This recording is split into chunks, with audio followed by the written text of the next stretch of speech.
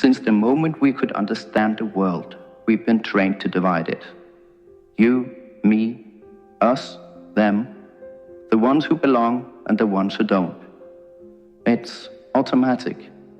The mind sorts people before we even realize it's happening. Some feel familiar, safe, while others, they feel different, separate, outside of whatever invisible line we have drawn. And just like that, it starts.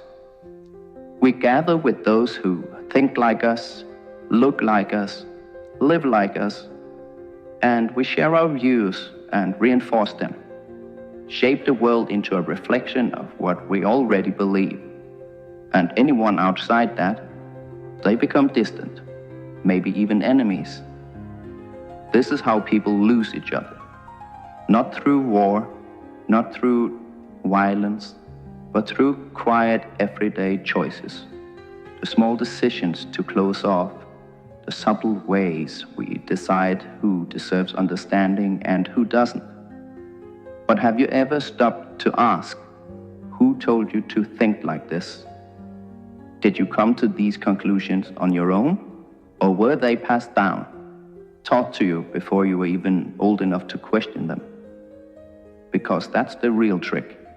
The system wants division.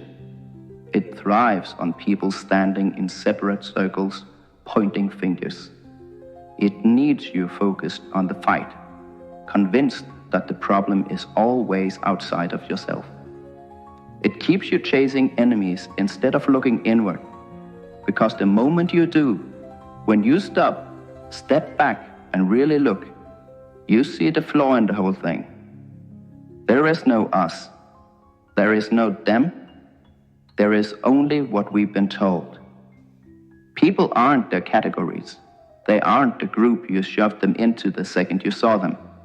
They aren't walking stereotypes built from whatever headlines, opinions, or experiences shape your assumptions. They are just people, living, struggling, carrying their own burdens, shaped by their own pasts, trying to figure things out just like you. And maybe that's the part we avoid the most.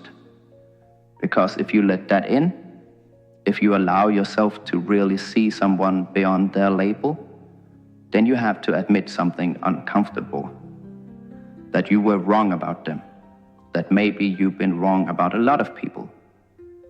That's not easy, but it's real. The strongest people are the ones who can face that without fear, the ones who don't need enemies to feel secure, the ones who can look at someone different from them and choose curiosity instead of rejection. And no, that doesn't mean blind acceptance. It doesn't mean tolerating anything or everything. It means seeing people for what they are, not what you have been told they should be. Because when you do that, when you step past the illusion of sides, you don't just change how you see the world, you change how you live in it. And that is how we begin to make a better world.